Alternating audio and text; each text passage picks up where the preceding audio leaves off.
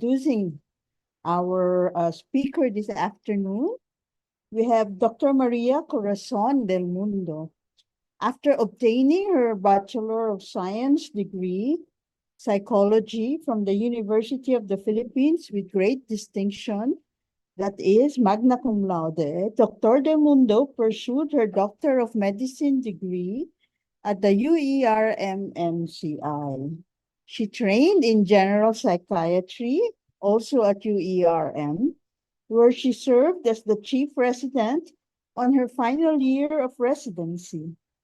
She has been awarded as a young administrator, as an outstanding resident, a young investigator, and a best teacher. So I turn over the virtual floor to Dr. Del Mundo, who will talk to us this afternoon about the family life cycle. Welcome, Dr. Del Mundo. Good afternoon, everyone. Thank you very much for the kind introduction, Dr. Cruz, and to the Department of Medical Humanities for inviting me as lecturer. Let me just share my screen.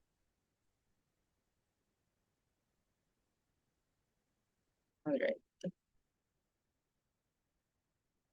So again, I'm Dr. Del Mundo from the Department of Psychiatry, and my lecture this afternoon will be about the family life cycle. Let's go to the objectives. So at the end of this session, the first year medical student must be able to discuss the different stages of family development, to differentiate tasks encountered in each stage. Lastly, to explain factors affecting the development of each stage and the importance of good parenting. First, let us define what is a family. The sociological definition of family can vary depending on the theoretical perspective as well as the cultural context. Generally, we can define a family as being a group of people who are related to each other by blood, marriage, or adoption, and who live together or share social and emotional bonds. So they share the same economic, social, and emotional rights and responsibilities. It's worth noting that the definition of family has already expanded in the recent years. This include non-traditional family structures, such as same-sex couples, cohabiting couples, single-parent families, and blended families. Family relationships remain the most intense and enduring of all interpersonal social bonds. Why do we have to study the development of the family? So there are several reasons why it's important. First is we are able to understand human development since the family is the primary social institution which shapes human behavior, human development. By studying the family, we can better understand the dynamics of interpersonal relationships. Number two, understanding societal changes. We can gain insight into which broader social, economic, and political changes may affect family structures and functions. Studying the family can also inform policies and practices which could support families, address the challenges that they face. Common challenges would be poverty, domestic violence, and healthcare access. Policymakers can then develop evidence-based policies that could support healthy family functioning and address the challenges that the families are facing. Next, supporting family relationships. By studying the family, an individual can gain insight into how to build and maintain healthy relationships with family members. Lastly, by enhancing cultural awareness. So with studying the development of family, a person can gain a deeper appreciation for the diversity of family structures, their values and practices around the world.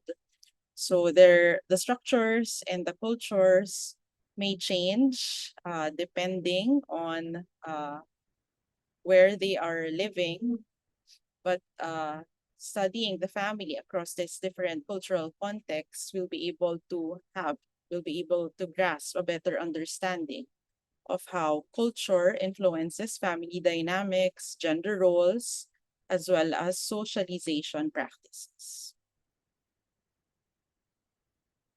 So how do we conduct family assessment? First, family assessment can be conducted by a range of professionals depending on the context and the purpose of the assessment. Psychiatrists and psychologists may conduct family assessment as part of their diagnostic process. Social workers also may conduct their own assessment in cases of child abuse or neglect, if those cases are suspected, so that they could evaluate the safety and the well-being of the child and the family. Physicians, nurses may conduct family assessments to understand also the impact of certain medical conditions, especially if these are chronic, on the family, and to help them identify different resources that they could use for support, which will eventually lead to better health outcomes. Legal professionals may also conduct assessments in cases related to divorce, custody, or visitation, annulment, cases of abuse. So they're able to evaluate the needs and preferences of the child and the family.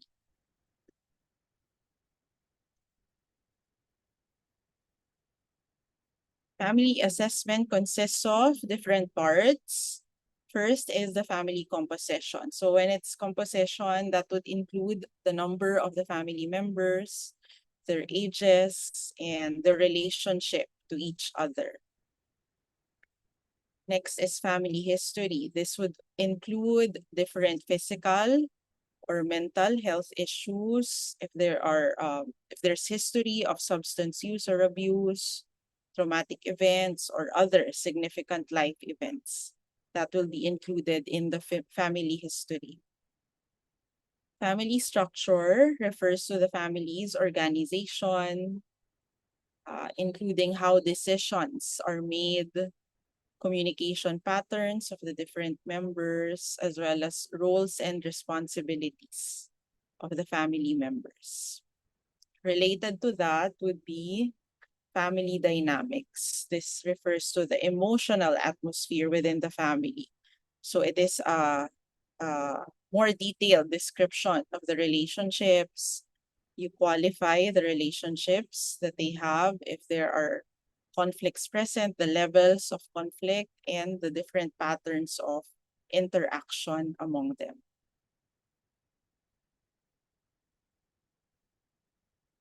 Family resources would include the family's financial resources, educational background, employment, and as well as access to different community resources and support. Family culture refers to the different values, beliefs, traditions, and customs of the family. So that would include cultural background and their identity. Family functioning refers to how well the family is meeting its basic needs. So that would be how well they are with meeting certain needs such as food, shelter, safety, and education, if they have enough resources as well. For the family goals, this would include hopes and aspirations for the future. You may also describe any challenges or obstacles that they may face in achieving their goals as a family. Here are the other parts of family assessment which are important to know. One is the presenting problem. So this is the reason why the family is seeking assessment or intervention. So by knowing the presenting problem, this provides us with a starting point for the assessment process. It helps the assessor focus on the specific issues or concerns that the family, that the reason why the family is seeking help. Another important data to know is understanding the referral route. So knowing how the family came to be referred for assessment can provide us important context for understanding their situation. So by understanding the referral agencies, this could reveal perspectives of other professionals involved, as well as any previous attempts at intervention or support that they have already offered. Identifying the systemic context. So recognizing the broader systemic context in which the family exists is essential for understanding the influences and dynamics that shape their experiences and behaviors.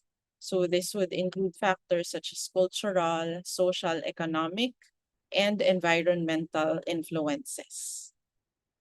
Stage of the life cycle, where the family is specifically in the life cycle. So whether they are a newly formed family, if they are raising young children, if they're dealing with adolescents, or facing challenges in later life. So these could have significant implications for their dynamics, roles of changing of roles of different members, and specific needs. Family structure. Understanding the family structure involves identifying the roles, relationships, as well as boundaries within the family unit. So if there is also presence of extended family, or if there are significant changes, there are transitions in family structures. Communication patterns also important to include in the family assessment, since communication or their interaction among each other can shape how information is exchanged, how emotions are expressed, and how conflicts are resolved. So assessing the type, the kind of communication they have would provide us insights to the quality of their relationships, as well as the effectiveness of their family functioning.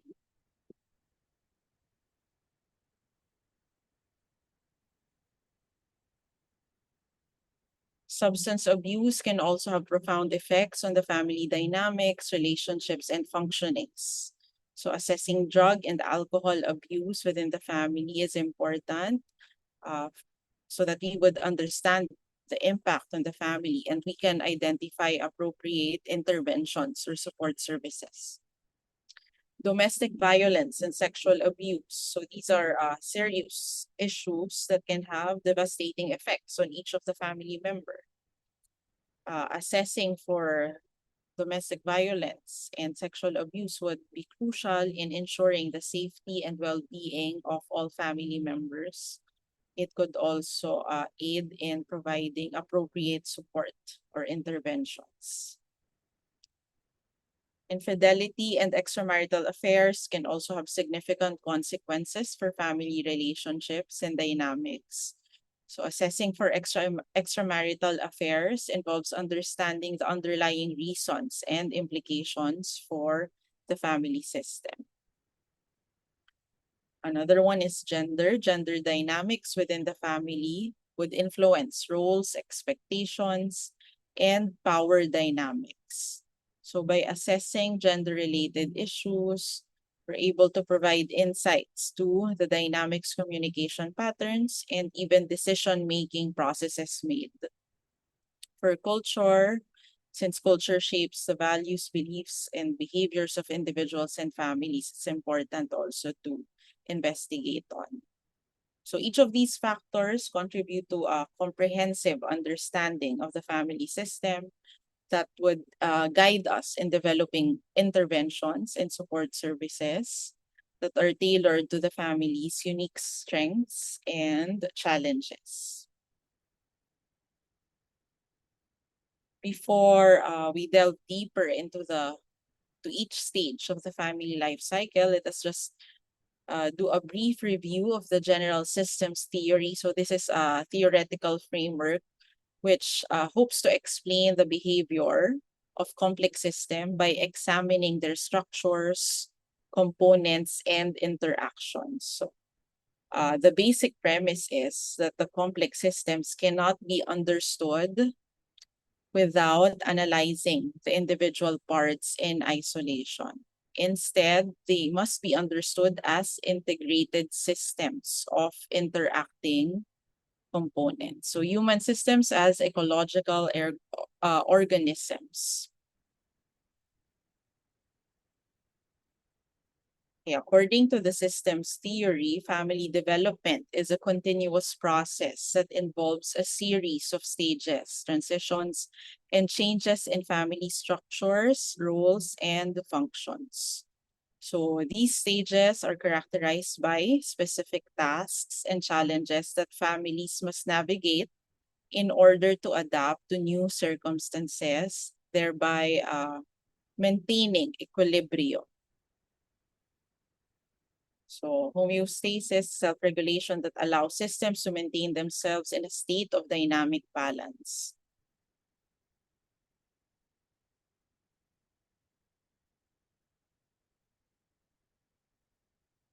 In relation to that, we have first order and second order changes. So first order changes would refer to small and incremental adjustments that families make to their already existing patterns, routines, or dynamics.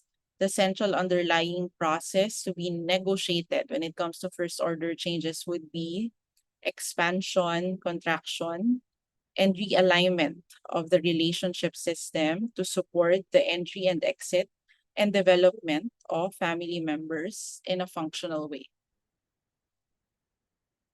Second order changes, on the other hand, are more fundamental alterations to the structure or goals of the family system. So these changes may be driven by major life events.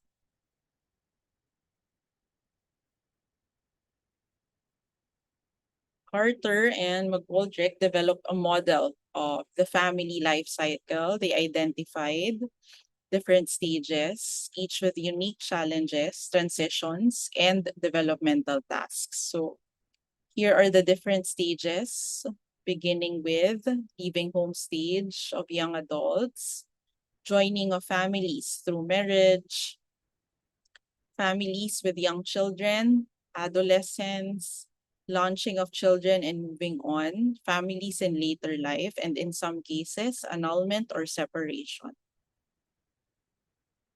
Here we see the evolution of the family from unattached young adult to newly married couple, family with young children, then with adolescents, launching family and the family in later years. Let's start with the stage where most of you are at, the unattached young adult. Unattached young adults are a growing demographic in many countries around the world, particularly in urban areas where people are delaying marriage and parenthood. Unattached young adults face unique challenges and opportunities as they navigate the transition to adulthood. Their major tasks include a selection of a way of life and a selection of a partner in life. The emotional process of transition is accepting parent-offspring differentiation. According to Erik Erikson is a psychoanalyst. He said that's the goal for Sigmund Freud's therapy. Sigmund Freud is the founder of psychoanalysis. So his goal of for therapy was to enable patients to work and to love. So these are the two tasks, to work and to love. The young adult must negotiate a path between these activities. For the middle and the upper classes, one path focuses on the development of a highly valued profession, while the second path finds very important meaning in human relationships in addition to work, which eventually may result in building of a new family. Second order changes include establishing independence, which involve moving out of the family home, managing their own finances, basically taking a greater responsibility for their own lives. Another one is seeking intimacy. While unattached young adults may not be in committed relationships, they may still be seeking intimacy and emotional connection with others. Note that romantic relationships are not necessary to achieve these emotional connections. It could be achieved through profound friendships as well. Exploring values and beliefs, also important.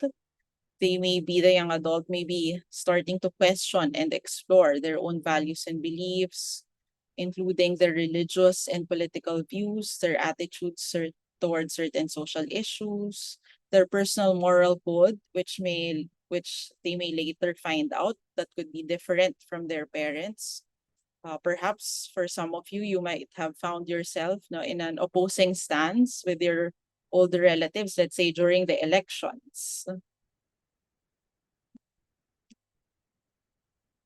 So these are the different issues that they may face. Interest shift from the difficult task of definition of the family to the more complex project of defining family and self in a family.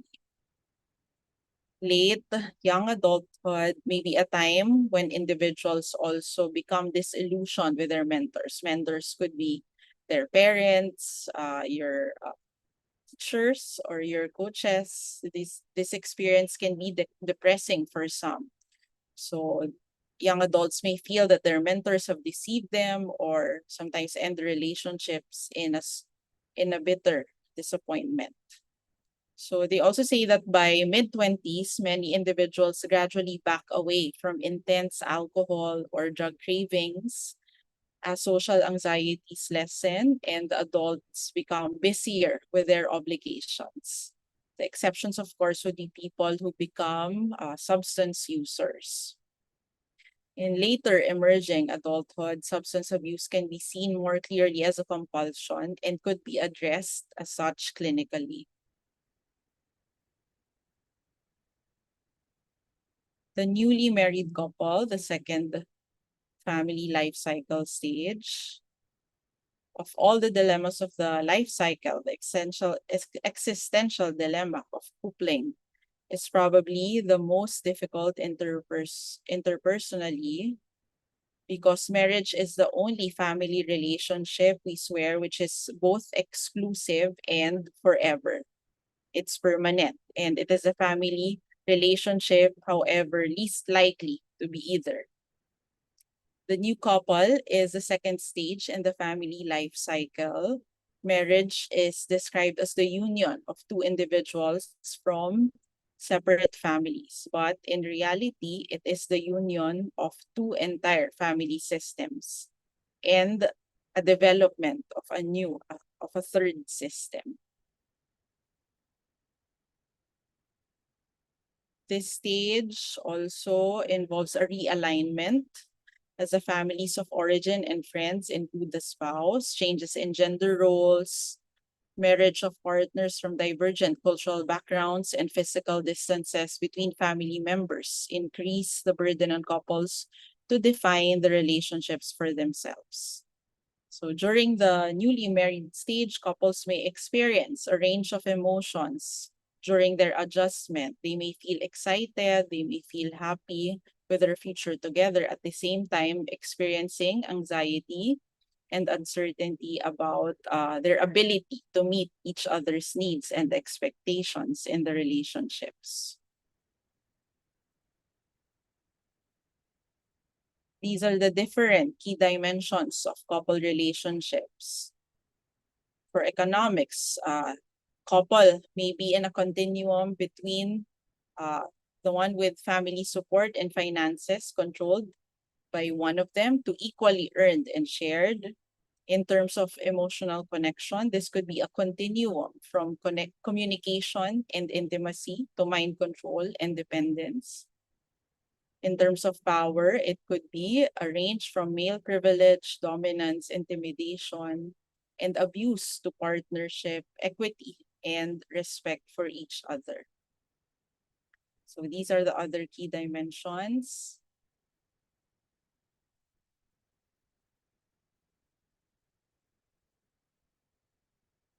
Becoming parents and a family with children is the third stage in the family life cycle. When they enter this stage, adults move up a generation and they become caregivers to the younger generation.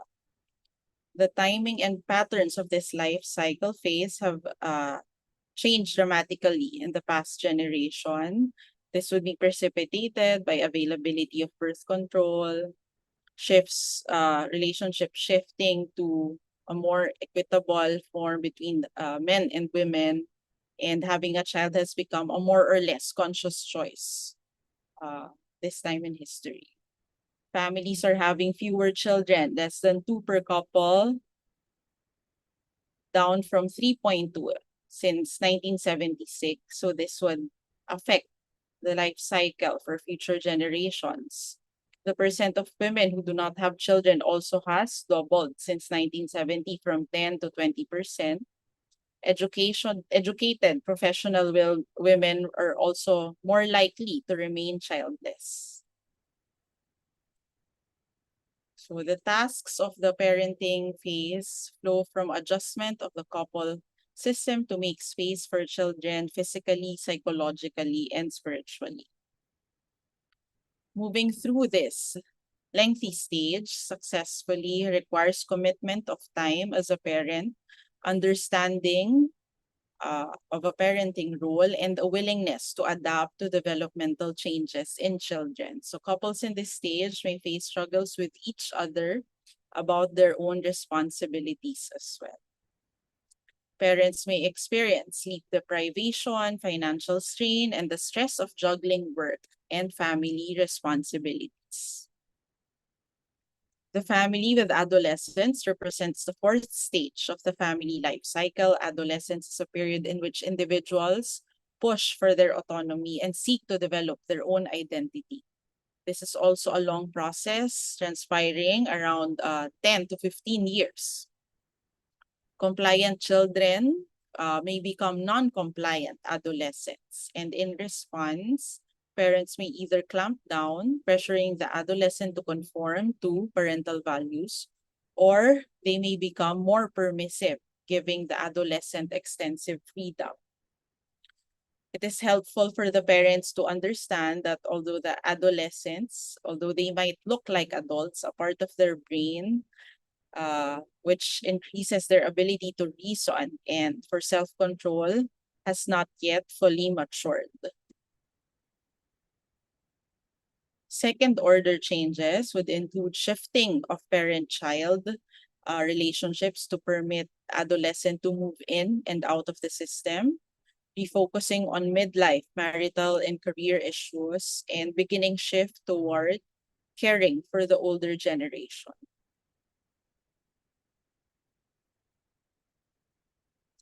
The family at midlife is the fifth stage in the family life cycle. It is a time of launching children, linking generations, and adapting to midlife changes. Because of the lower birth rate and longer life of most adults, parents now launch their children about 20 years before their retirement, which frees many midlife parents to pursue their own activities. Midlife is the longest phase of the life cycle. There's also a time for because it's the longest, it is a time for major family restructuring. The family may shrink when children are launched or when grandparents die. Additionally, many families experience loss through midlife separation or death of a spouse.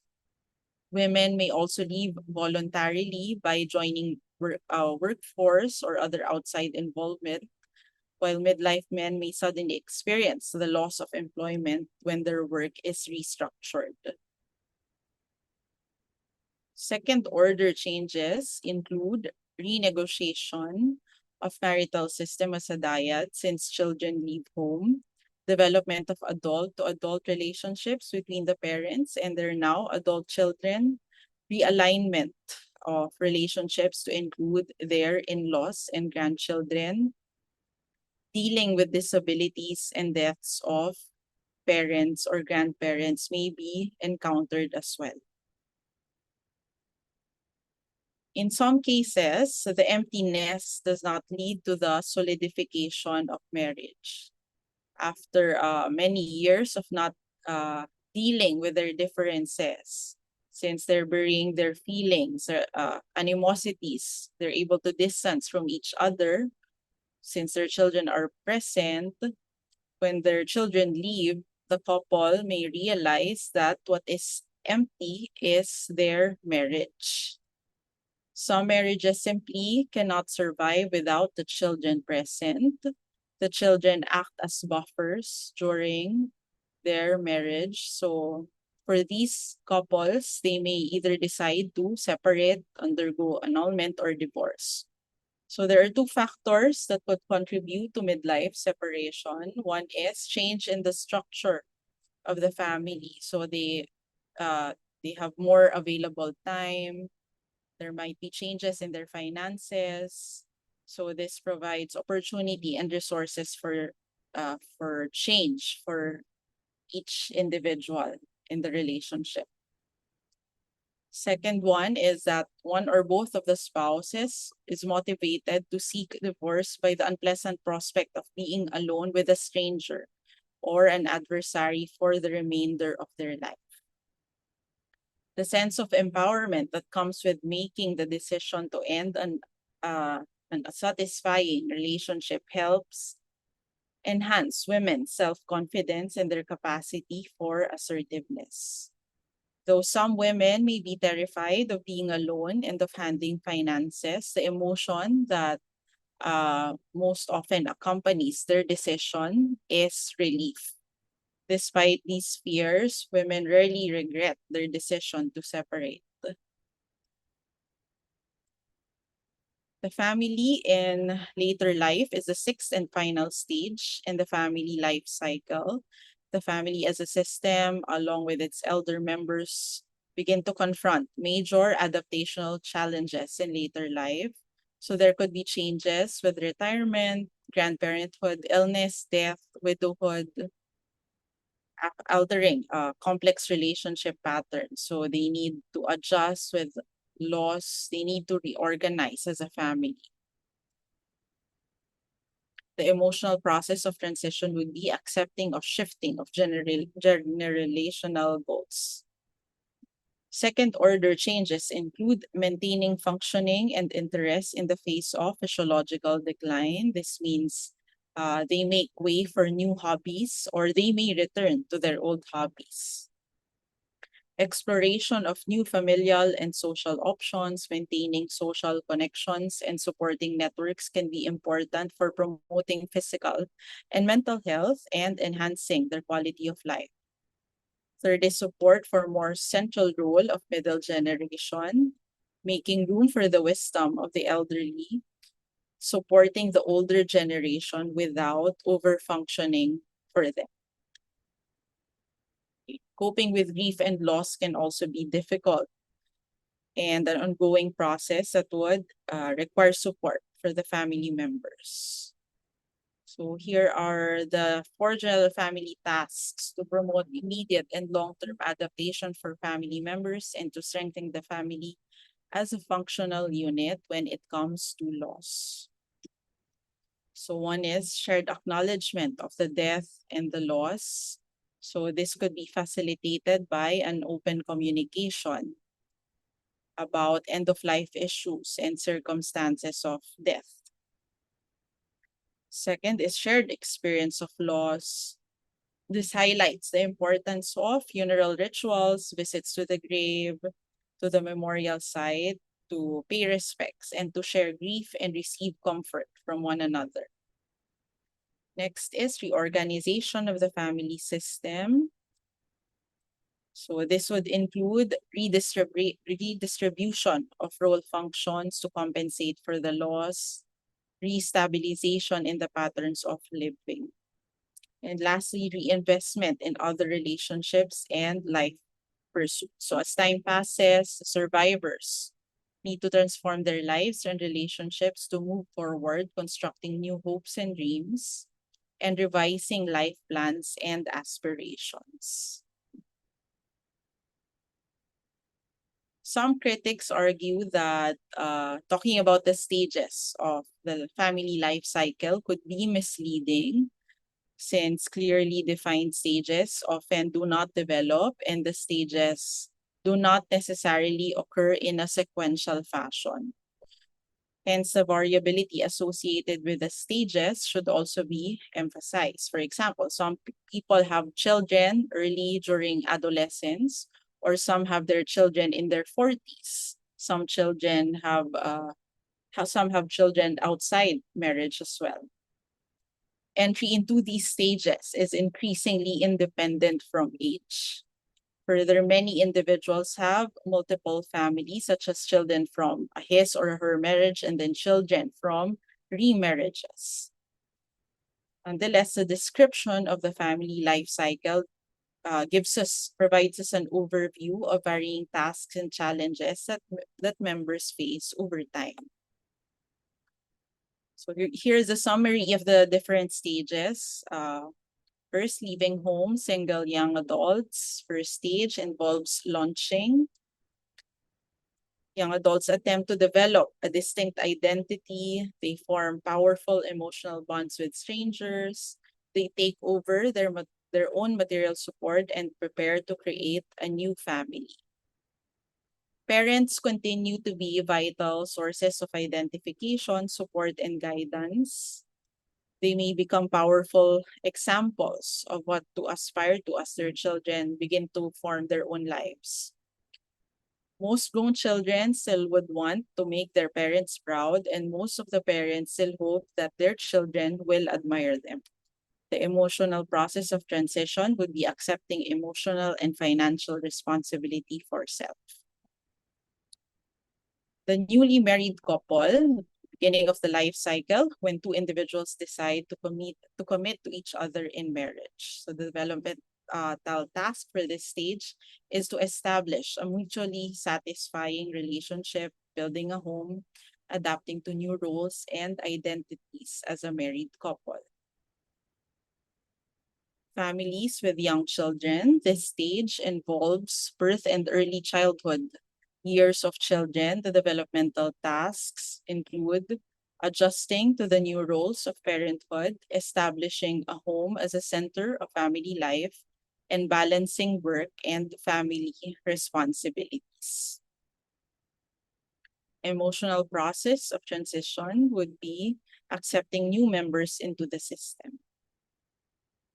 Families with adolescents, so children begin to grow up, they gain independence, they form their own identities. The developmental task would be supporting the independence of the adolescents, maintaining parental authority, and adapting to the changing relationship between the parents and the children. That also includes refocusing on midlife marital and career issues. Launching stage involves the departure of children from the home to pursue their own lives. Developmental tasks include letting go of the parental role, adapting to the empty nest, and renewing the marital relationship.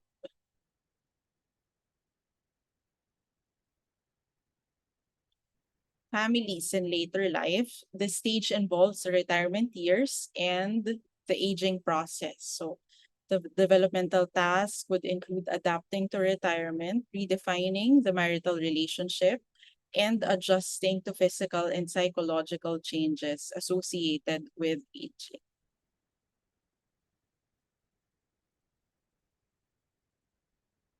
Families nearing the end of life. The emotional process of transition principle would be accepting the realities of family members' limitations and death and the completion of one cycle. The second order changes would include dealing with losses, making preparations for death, their legacy, managing reversed roles in caretaking between middle and older generations. The children begin to take care of their parents, and a realignment of relationships with the larger community and social system to acknowledge changing life cycle.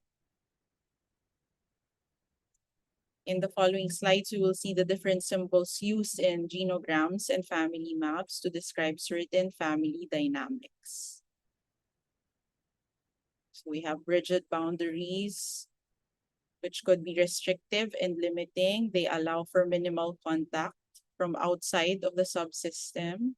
It could create isolation, but could also be safe in some situations. For the diffuse boundary, that means the boundary is unclear. They may lack limits to unhealthy family behaviors. Clear or healthy boundaries occur when there is respectful and when it is healthy for all parties. Here are the symbols used for annulment and remarriage. Annulment is a legal procedure that declares that the marriage was null and void, essentially stating that the marriage never existed in the first place, unlike divorce, which dissolves a valid marriage. Ellen Galinsky, a researcher who studies changing family dynamics, was one of the first scholars to emphasize the development of parents themselves, how this could affect in the way they respond to the development of their children, and how they could grow as parents. So Ellen Galinsky identified 6 stages of parenthood with different tasks and goals. Stage 1 is the image-making stage. Future parents develop ideas about what it will be like for them to be a parent and what type of parent they want to be. So basically, they're trying to come up with a desired image of being a parent. Next is nurturing stage. This occurs at the birth of the baby.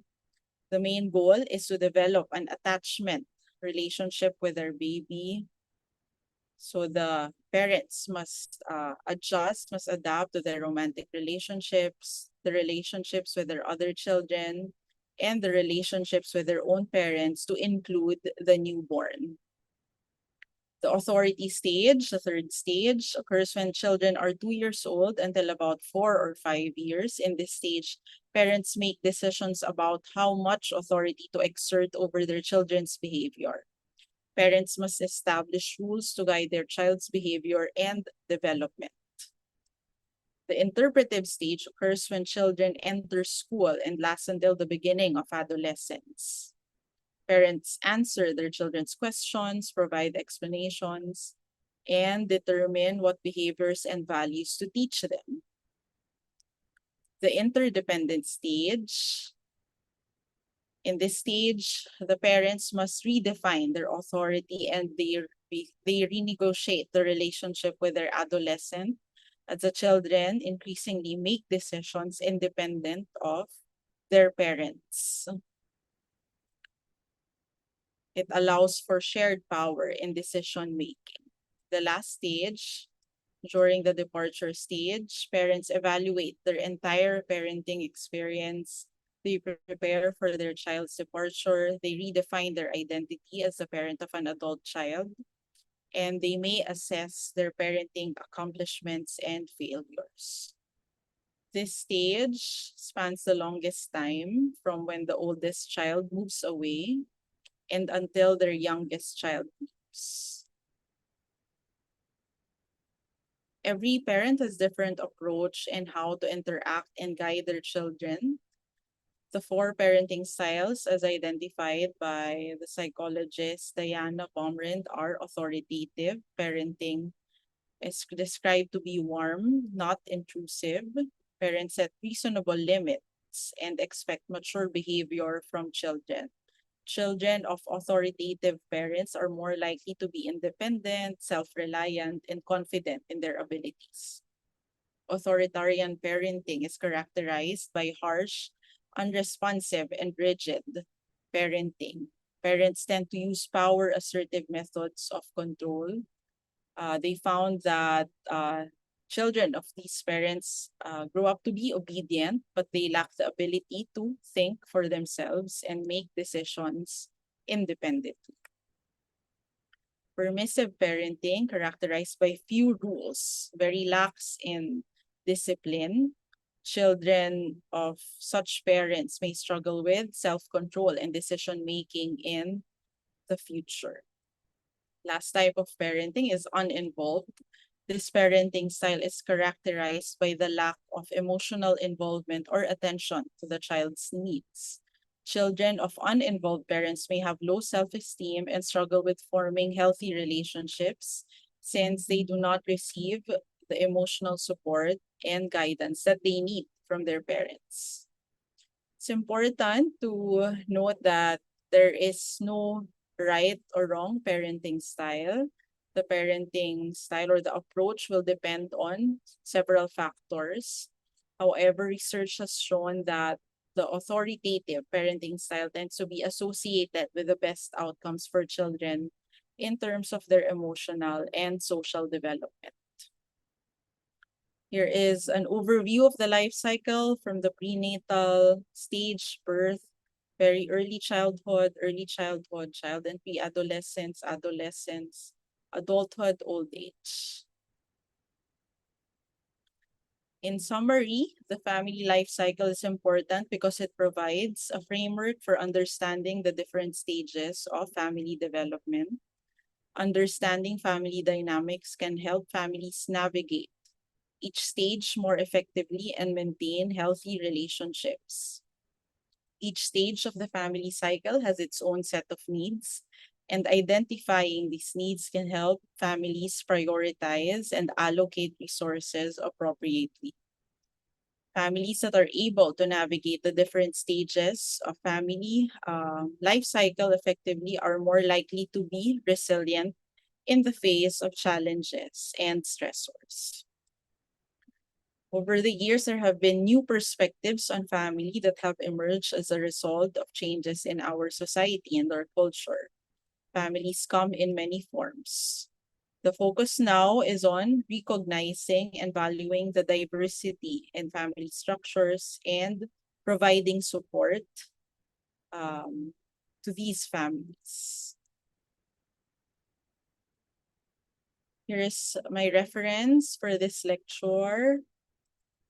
Thank you, everyone, for your kind attention.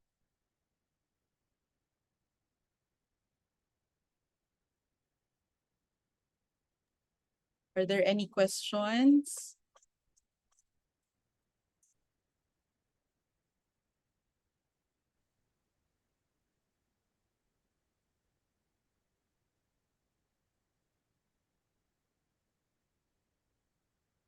Did anyone send a private question, Dr. Del Mundo, from your end?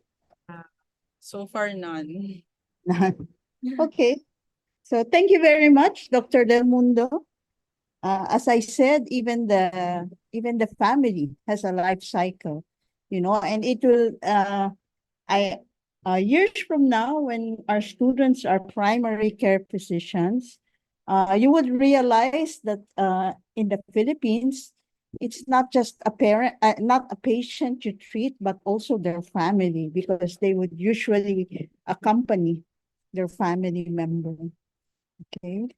So if there are no questions, I will just post Dr. Del Mundo's email for those of you who are shy to ask any clarifications or queries, and then you can contact her for further queries through her email. Thank you very much, Dr. Del Mundo. Thank you very much to our students. I hope to see you next week for our final lecture on HLC. Thank you po. Thank you po. Thank you po. Thank you po.